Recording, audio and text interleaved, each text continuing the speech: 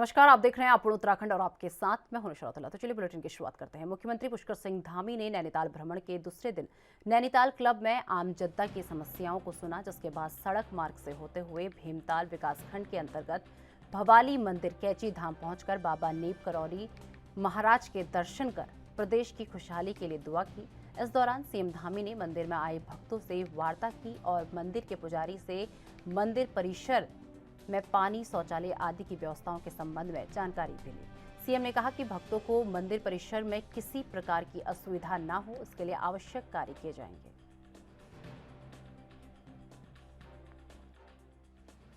बाबा का ये धाम हम सब के लिए आस्था श्रद्धा का बहुत बड़ा केंद्र है और करोड़ों लोगों की आस्था श्रद्धा केंद्र के रूप में यहाँ पर बसती है। यहाँ पर आए, यहाँ की और अच्छी व्यवस्थाएं हो, यहाँ पर पार्किंग की व्यवस्था हो, यहाँ पर पानी की व्यवस्था हो, आने जाने वाले लोगों के लिए अच्छी सड़क की व्यवस्था, उन सभी का हम लोगों ने अभी यहाँ पर विचार भी किया है और उसको हम लोग आगे भी बढ़ाएंगे कि हर आम बजट पेश करने से पहले नैनीताल में मुख्यमंत्री पुष्कर सिंह धामी बजट को लेकर कुमाऊं मंडल के लोगों से राय शुमारी की और आम बजट को लेकर प्रदेश सरकार और सीएम धामी से उम्मीद लगाए बैठे जनता ने एएनबी न्यूज से खास बातचीत की।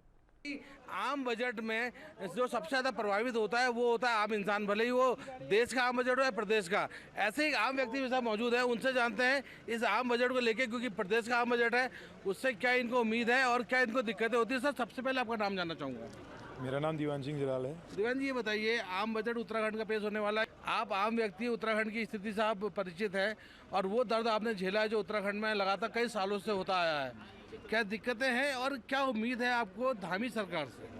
काफ़ी उम्मीदें हैं हमें अभी, क्योंकि एक युवा चेहरा जो है हमारे पास अभी एक मुख्यमंत्री के रूप में आए हैं, तो उनसे हमें काफ़ी आशाएं लगी। पूरे उत्तराखंड ने काफ़ी आशाओं के साथ उन्हें एक बढ़िया बहुमत दे रखा है, 48 सीट दे रखी है। तो आशा है कि वो पूर्ण आशाओं को भी पूर्ण करेंगे और जनता का भी पूर्ण ध्यान रखेंगे। तो कुल मिला के ये कहा जाएगा कि इस आम बजट से आपको उम्मीद है और लगता है कि ये प्रदेश की बीजेपी सरकार आगे बढ़ेगी, उत्तराखंड को आगे बढ़ाएगी? उम्मीद है तो पूरी है। अब क्या इसमें बाकी क्या कहें, आशा पूरी है। देखिए, आम बजट का मुद्दा हो या यहाँ पर धामी सरकार को दोबारा से यहाँ लाने की बात हो, कहीं ना कहीं ये जो भरोसा जो व्यक्ति ने जाहिर किया है, ये भरोसा ही है। इसीलिए दोबारा प्रचंड बहुमत के साथ कहीं ना कहीं बीजेपी सरकार जीती है और धामी सरकार को यहाँ लगातार कार्य करने की बात की जा रही है, उन पर भरोसा जताया जा रहा है। इसको लेकर के लोग यहाँ पर उत्साहित है और कहीं ना कहीं भरोसा जताया जा रहा है पुष्कर सिंह धामी पे कि कहीं ना कहीं लोगों की जो दिक्कत है वो दूर की जा सके और उनकी जो छोटी से लेकर बड़ी समस्या है उनको भी कहीं ना कहीं यहाँ पर निदान पुष्कर सिंह धामी की तरफ से किया जाए। Amit Chaudhary, ANB news, Nainital. उत्तराखंड के चारों धाम में दर्शन के लिए सरकार द्वारा तय की गई निर्धारित संख्या तीर्थ यात्रियों के लिए मुसीबत बन गई है। निर्धारित संख्या की जानकारी के अभाव में यात्रा के प्रवेश द्वार ऋषिकेश पहुंचने वाले तीर्थ यात्रियों को पंजीकरण और स्टॉल बुक कराने के लिए कहा जा रहा है, जो तीर्थ यात्रियों के मुताबिक नहीं मिल रहे हैं। आपको बता दें कि पंजीकरण करने वाली कंपनियों के मुताबिक केदारनाथ और यमुनोत्री के शट और पंजीकरण जून माह तक बुक हो चुके हैं। फिलहाल बद्रीनाथ और गंगोत्री के पंजीकरण की तिथि भी आगामी 5 दिन बाद की मिल रही है। ऐसे में यात्री भटकने को मजबूर हैं।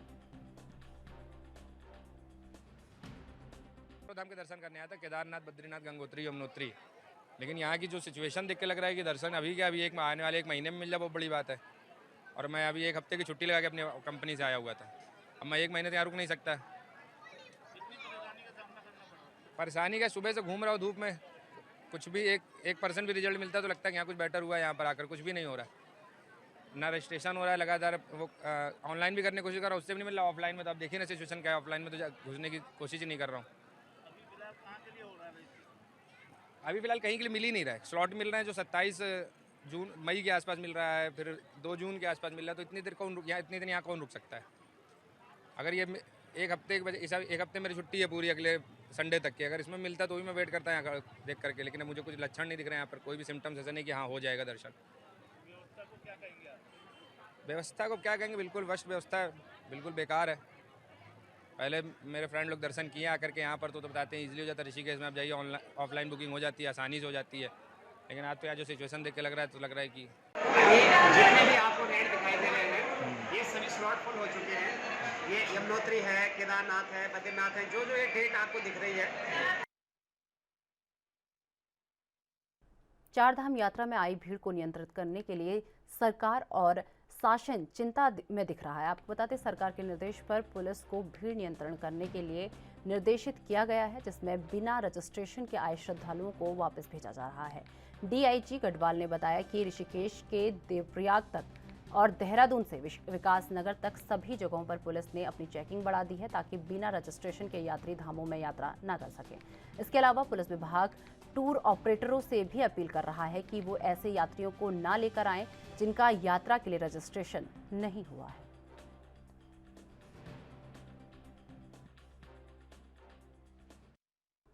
चारधाम यात्रा के लिए लाखों श्रद्धालुओं के आने से यात्रा मार्ग पर दबाव बढ़ गया है। आपको बता दें, ऐसे में यात्रा के प्रथम पड़ाव ऋषिकेश के सड़कों पर जाम की समस्या आम हो गई है। समस्या को संज्ञान में लेकर डीजीपी अशोक कुमार सक्रिय हो गए हैं। उन्होंने ऋषिकेश और भद्रकाली क्षेत्र में जाम की समस्या का निरीक्षण किया। मौके पर उन्होंने पुलिस अधिकारियों को रात 10 बजे से सुबह 4 बजे तक भारी वाहनों को जाने की छूट देने के निर्देश दिए। बताया गया है कि इस व्यवस्था के लागू होने से यात्रा मार्ग पर काफी राहत मिलेगी। गाड़ियाँ हैं, भारी गाड़ियाँ हैं जो माल ढोती हैं, सामान ढोती हैं, उनको रात्रि 10 से 4 जाना अलाउड होगा, बशर्ते कि जो ड्राइवर है वो नशे में ना हो। तो उनके चेक पोस्ट पे जांच करके उन्हें भेजा जाए। हाँ, उनको चेक पोस्ट पे जांच करके, जिससे कि मालवाहक गाड़ियों का लोड रात में ख़त्म हो जाए, जिससे दिन में थोड़ी। चारधाम यात्रा के दौरान अगर किसी दुकानदार और होटल वालों ने श्रद्धालुओं के साथ अमर्यादित व्यवहार किया या उनसे किसी सामान का ओवर चार्ज लिया, तो फिर उसके खिलाफ पुलिस के द्वारा सख्त कार्रवाई की जाएगी। डीआईजी गढ़वाल रेंज के एस नेग्याल ने बताया कि इस बाबत सभी जिलाधिकारियों और पुलिस कप्तानों को निर्देश दिया गया है और साथ ही उन्होंने कहा कि इस संबंध में शासन से भी निर्देश जारी हो चुके हैं। इसलिए चारधाम यात्रा का गलत संदेश न प्रसारित हो सके, इस दिशा में भी कार्रवाई सुनिश्चित करने के लिए कहा गया है।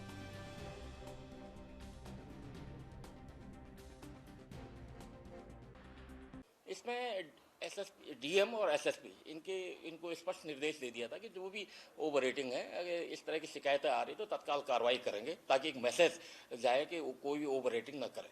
इसमें एसएसपी, डीएम और एसएसपी इनको स्पष्ट निर्देश दे दिया था कि जो भी ओवर रेटिंग।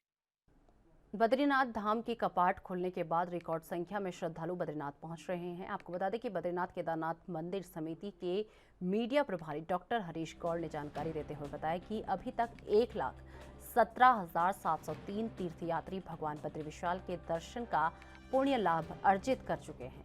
शनिवार को 13,438 तीर्थयात्री भगवान बद्री विशाल की दर्शनों की वो बद्रीनाथ धाम पहुंचे। बीते 8 मई को कपाट खुलने के बाद जब तक धाम में 1,17,703 तीर्थयात्री दर्शन को आ चुके हैं। वहीं कोरोना काल के बाद इतनी संख्या में यात्री बद्री विशाल के दर्शन के लिए पहुंच रहे हैं। कोरोना काल के बाद दर्शनों के लिए पहुंचे श्रद्धालु भी खासे उत्साहित नजर आ रहे हैं। साथ ही पुलिस प्रशासन के द्वारा भी व्यवस्थाएं चाक चौबंद कर दी गई हैं, ताकि किसी भी श्रद्धालु को दर्शन करने में कोई दिक्कत का सामना न करना पड़े।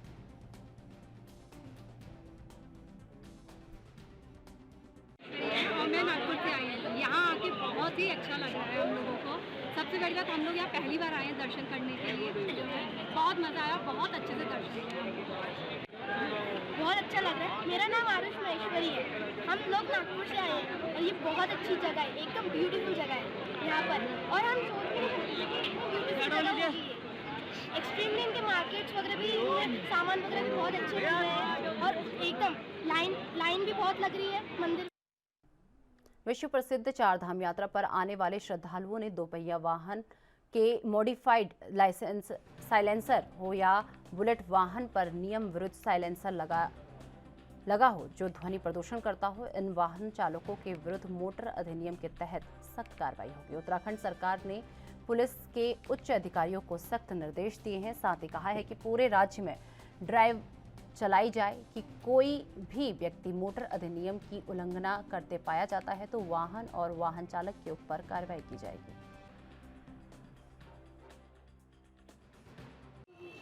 एक आदेश है कि जो बुलेट है यहाँ पे उसमें अन्यतर साइलेंसर लगाया जाता है, उस पर टाके पड़ते, उस पर क्या निर्देशित है और क्या कार्रवाई की जा रही है?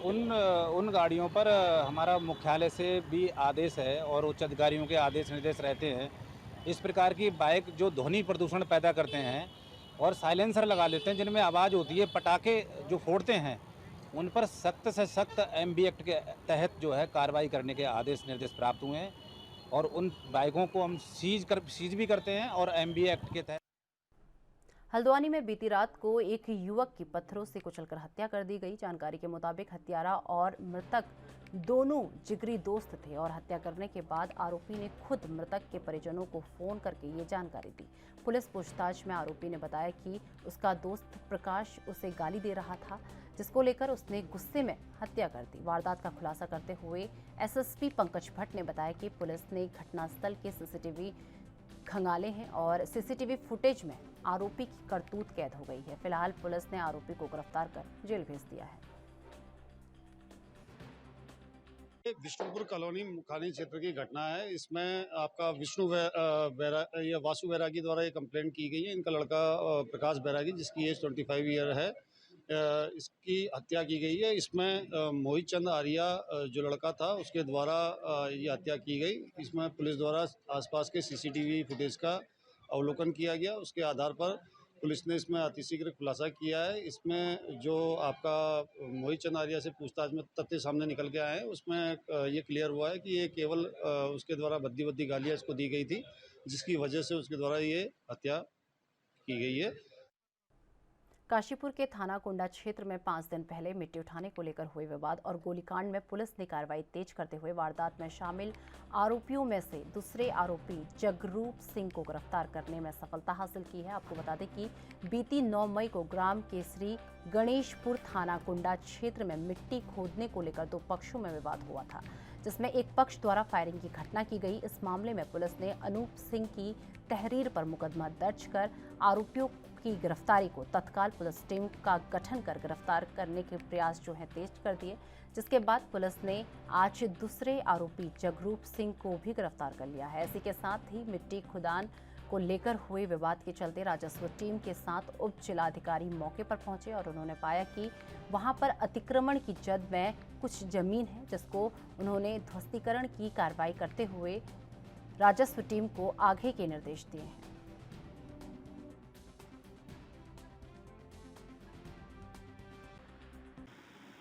पन्नू फार्म के नज़दीक, तो उसमें वहाँ पर जब सूचना मिली तो तत्काल पुलिस गई और वहाँ पर मौके पर देखा तो वहाँ पर 2 पक्ष थे, अनूप सिंह, जोगा सिंह को कुछ चोट आई थी।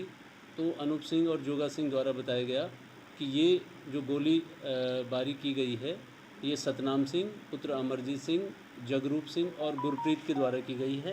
ये दोनों ही लोग वहाँ पर मिट्टी का जो है अवैध खनन का काम करते हैं और वहाँ पर जब पुलिस गई तो वहाँ कुछ खोखे भी बरामद हुए। सतनाम सिंह की वहीं से अरेस्टिंग हो गई थी और आज जगरूप सिंह को भी जो है अरेस्ट किया गया है। इसमें थाना कुंडा पर धारा 147, 504, 506, 354 और 307 IPC का अभियोग पंजीकृत हो गया था, उसी दिन किया गया था। और सतनाम सिंह से मौके से उनकी एक बंदूक और एक वहाँ पर जो पिस्टल गिरी हुई थी वो भी बरामद हुई। उसमें 2 खोखे 12 बोर के और 2 खोखे 32 बोर के पिस्टल के भी बरामद हुए थे। तो आज इनको गिरफ्तार किया गया है, जगरूप को, और इनको कल माननीय न्यायालय में पेश किया जाएगा। जहाँ कहीं भी कोई आपराधिक घटना घटित कोई कर रहा है या उसमें संलिप्त पाया जा रहा है तो उसके द्वारा जो भी अतिक्रमण किए गए हैं उनको चिन्हित किया जा रहा है। तो आज जैसे मौके पे पुलिस टीम के साथ हमारी राजस्व की टीम भी थी, तो मौके पे ये पाया गया जो अभी जो घटना में आपराधिक हैं, वहाँ ये पाया गया कि कुछ ऐसी चक्रोड हैं जिस पे अतिक्रमण किया गया है, कुछ ऐसी वृक्षारोपण की भूमि है जहाँ पे भी अतिक्रमण है, और कुछ ऐसे खेल के मैदान भी हैं जो ग्राम सभा की होती है उस पर भी अतिक्रमण पाया गया है। तो सारे अतिक्रमण को चिन्हित कर लिया गया है और मौके पे तत्काल, क्योंकि चक्रोड जो है एक सार्वजनिक रास्ता होता है, मौके पे वहाँ टीम हमारी पूरी उपस्थित थी। तो चक्रोड जो होता है उसको हमने तुरंत वहाँ से अतिक्रमण मुक्त कराया जो इनके कब्जे में था, और शेष जो अतिक्रमण इनका रह गया है उस पर को भी चिन्हित कर लिया गया है और वो भी जल्दी हम वहाँ पे सारा अतिक्रमण जो इनके द्वारा जो अवैध है वो भले ही सरकारें हाईटेक होने का दम भरती हों, लेकिन अभी भी हाईटेक टेक्नोलॉजी में हमारा सिस्टम काफ़ी पीछे चल रहा है। चीज़ों को ऑनलाइन सिस्टम से जोड़ दिया गया, लेकिन ऑनलाइन सिस्टम परफेक्ट ना होने के कारण आमजन के लिए मुसीबत का सबब बन रहा है। सरकारी सस्ते गल्ले को भी हाईटेक किया गया। राशन लेने वालों को हाईटेक सिस्टम से होकर गुजरना पड़ेगा, तभी उनको सरकारी राशन मिल पाएगा। इसमें विडंबना ये है कि सिस्टम ही बिगड़ा होने के कारण गरीब लोग झुलस रहे हैं इससे, और गर्मी देने और आपको बता दें कि बिना राशन के वापस लौट रहे हैं। आपको बता दें कि एक और गरीब लोगों को राशन देने के लिए सरकार करोड़ों रुपए खर्च करती है, तो वहीं दूसरी ओर खाद्य विभाग के वेबसाइट न चलने के कारण गरीब लोगों को राशन नहीं मिल पा रहा। दरअसल बदलती तकनीकी को लेकर फिंगरप्रिंट लेने के बाद भी राशन डीलर लोगों को राशन देते हैं, लेकिन साइट ना चलने के कारण लोगों को राशन नहीं मिल पा रहा।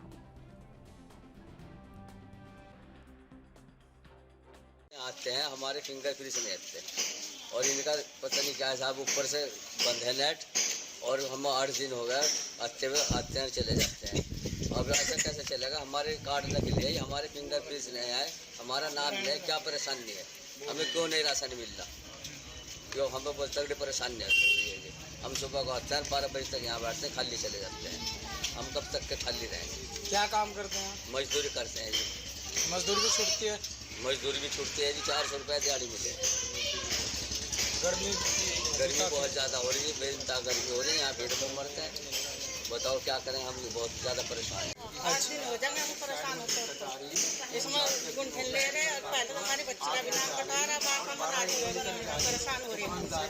अपना काम धाम छोड़ कर वहाँ गरीब आदमी अपना काम धाम से छोड़ कर बता सुबह तो शाम तक फिरे हम काम भी छोड़े हम हमने। कितना राशन मिलता है आपको? अजी मैं तो 5 बच्चों का मिला, एक बच्चे का मेरा कट रहा है, एक बच्ची का और 4 का मिला, 4 का भी हमें सुपुरन नहीं मिल रहा। हमारा फड़ हो जाए, जो खरा हो गया, हम काम भी छोड़ कर पड़े यहाँ से। बताओ बता दो, गरीब आदमी अपना घर का देखा क्या यहाँ से पड़े रहा है, तो पड़े हम 8 बजे यहाँ से और 15 दिन हो जाएंगे। इसका चल नहीं रहा। क्या नहीं चल रहा? ये कंप्यूटर से इसके क्यों परेशान हो रहे? जब चल नहीं रहा। कितने दिन हो गए? 15 दिन हो गए चक्कर काटता। 15 तारीख को हो गई, अब आगे का दिन देगा। यो सिंगल प्रिंटिंग चल रहा है। ये सिंगल प्रिंट लोगों के मैच नहीं कर रहे। मजदूर आदमी हैं, आने जाने बदतमीजी करें हम बर्दाश्त करें। 1, 2, 2:30, 3 बजे तक हम दुकान पर बैठते हैं। जब भी आते नहीं तो हम हार के बंद करके लंच में खाना खाने चले जाते हैं। फिर लगभग हम 5 बजे आते हैं। 5 बजे के बाद हम 7 बजे तक के चले जाते हैं। जो 10-20 कार्ड चढ़ते हैं वही चढ़ते हैं बस। आपने अपने उच्च अधिकारियों को अवगत हाँ, जिला पूर्ति अधिकारी को भी मैंने लिखित रूप में दे दिया, और जो हमारे क्षेत्रीय खाद्य अधिकारी हैं उन्हें भी लिखित रूप में दे दिया। खटीमा के मजोला गांव में प्रशासन ने सरकारी तालाबों पर अतिक्रमण कर बनाए गए मकानों को ध्वस्त कर दिया है, जहां पीड़ित परिवार अधिकारियों के सामने गिड़गिड़ाते रहे। आपको बता दें कि कुछ दिन पहले 10 परिवारों को नोटिस जारी कर अतिक्रमण हटाने का निर्देश दिया गया था, जिस पर कार्रवाई करते हुए बीते बुधवार को प्रशासन ने 3 मकानों को ध्वस्त कर दिया था। वहीं शेष मकानों को अतिक्रमण हटाने की हिदायत दी गई थी, जिस पर कार्रवाई करते हुए प्रशासन ने शेष मकानों को ध्वस्त किया। वहीं पीड़ित सीताराम ने बताया कि अतिक्रमण युक्त केवल गरीबों के ही मकान तोड़े जा रहे हैं, जबकि प्रभावशाली लोगों के मकान नहीं तोड़े जा रहे। साथ ही उन्होंने प्रशासन के अन्य जगहों आवंटित करने की भी गुहार लगाई। आवास मेरा था, इंदिरा आवास था बना हुआ। मैं 1984 से मैं यहाँ पर काबिज हूँ। 1984 इंदिरा कांड हुआ था, तब से मैं, उससे पहले से मेरा है यहाँ पर।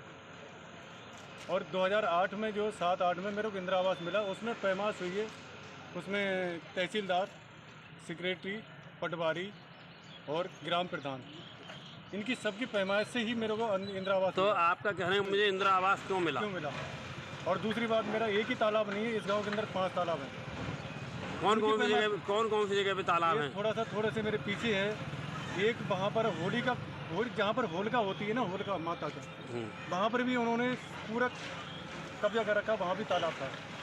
दूसरा एक तालाब वहाँ पर एक फील्ड के पास में है, एक तालाब के पीछे है। 5 तालाब है। मैंने अपने होश में अपने तो जो निकलेंगे, इसमें सारे गरीब ही लोग रहते हैं, जो 200 रुपये 300 रुपये की दिहाड़ी करके कैसे करके उन्होंने बनाए हैं, वो तो परमात्मा ही जानता होगा या वो जानते होंगे, वरना कोई नहीं जानता होगा। क्या नाम है आप? हम सीताराम, सराब डालमन, ग्राम मझोला, तहसील खटीमा, उत्तराखंड। तो सीताराम जी, आप क्या चाहते हैं सरकार से? सरकार से यही आग्रह करते हैं कि जो अब आवास टूटे हैं, जिनके मकान टूटे हैं, उनके लिए कहीं न्यायालय नैनीताल के Kunwar Pal Singh versus state of Uttarakhand 2018 के निर्णय के आदेश के क्रम में उसके अनुपालन में हम जहाँ भी सार्वजनिक उपयोग की भूमि है जिसको हम सेक्शन 132 जो जलालय एक्ट के अंतर्गत आती है, इसमें पोखर हो गया, आपका जोहड़ हो गया, तालाब हो गए, पनघट हो गए, गौचर हो गए, इन सभी भूमि में अतिक्रमण को हटाने के हमें आदेश प्राप्त है। उसी क्रम में आज मझौला में हम इसमें 2.5 बीघा के लगभग जो तालाब था उसमें अवैध अतिक्रमण था, उसको हम हटाने की कार्रवाई की थी। पूर्व में भी इसमें कार्रवाई की थी, कुछ घर बच गए थे, आज हम उसको पूरा खाली कर रहे हैं। तो जब तक कि पूरे तालाब हमारे 1952 की स्थिति में नहीं आ जाते, ये पूरी कार्रवाई चलती है। फिर गया है सारे तालाब। अवैध रूप से मिट्टी के खनन को लेकर दो पक्षों में हुए विवाद में फायरिंग को लेकर प्रशासन ने सख्त कार्रवाई दिखाई है। आपको बता दें कि प्रशासन ने विवाद की वजह बनी भूमि पर बुलडोजर चला दिया है और इसी के साथ विवादित जमीन को लेकर दो पक्षों में फायरिंग हुई थी, जिसमें एक महिला और एक व्यक्ति गंभीर रूप से घायल हो गए थे। वहीं घटना के बाद आरोपी मौके से फरार हो गया था, जिसके बाद पुलिस ने पूरे मामले की गहनता से जाँच की और विवादित जमीन पर बने अतिक्रमण को ढहा दिया।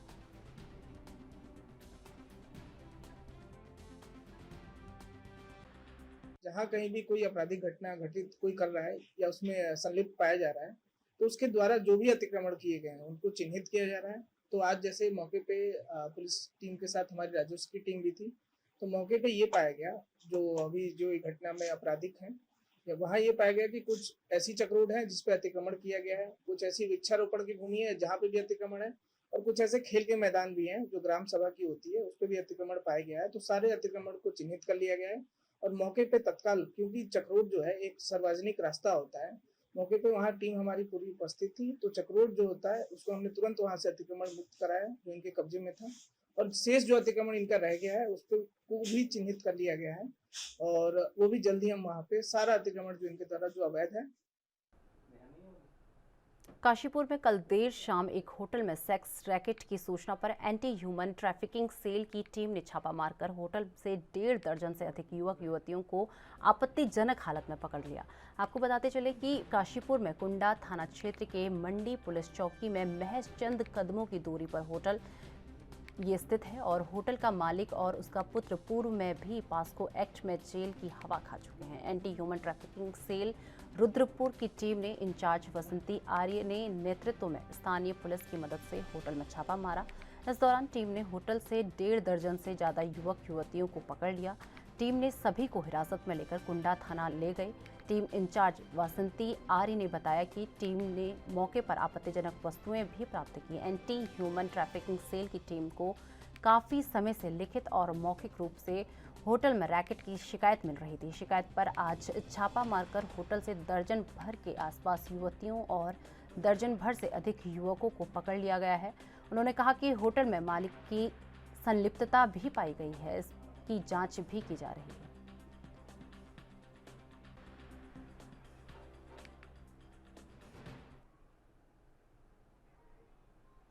पूर्व सीएम हरीश रावत क्या कुछ कह रहे हैं, आइए आपको सुनाते हैं। ये हमारी बात मानेंगे तो संघर्ष में कभी नेहरू गांधी परिवार पीछे रहा है जी, तो मतलब उन्होंने अग्री कर गए कि वो कॉन्टेस्ट मैंने कहा ना, नेहरू गांधी परिवार ने हमेशा चुनौतियों को स्वीकार किया। आज भारत के सामने चुनौतियां हैं तो राहुल गांधी आगे आकर फ्रंट से लीड करेंगे। Thank you.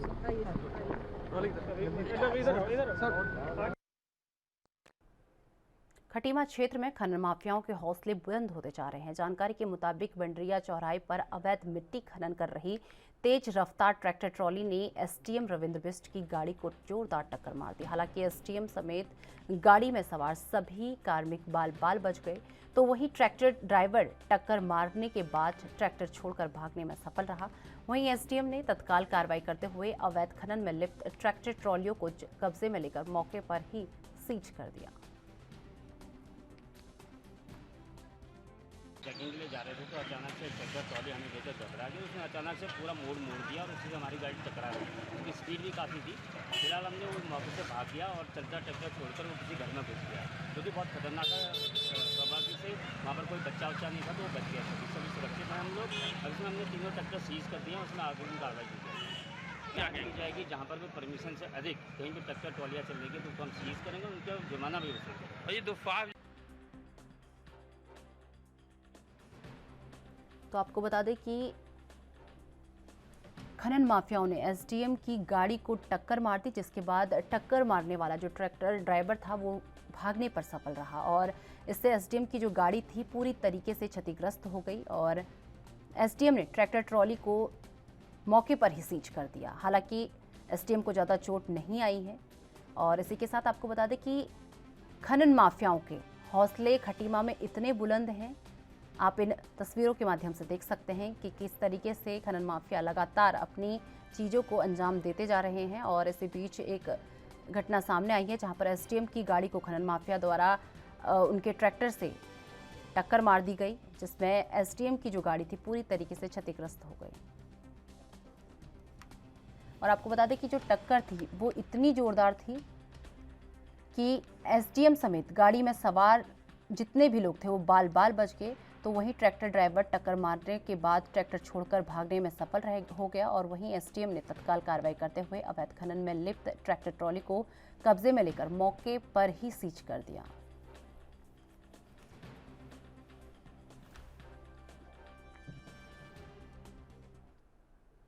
तो फिलहाल इस बुलेटिन में बस इतना ही। मुझे दीजिए इजाजत। नमस्कार।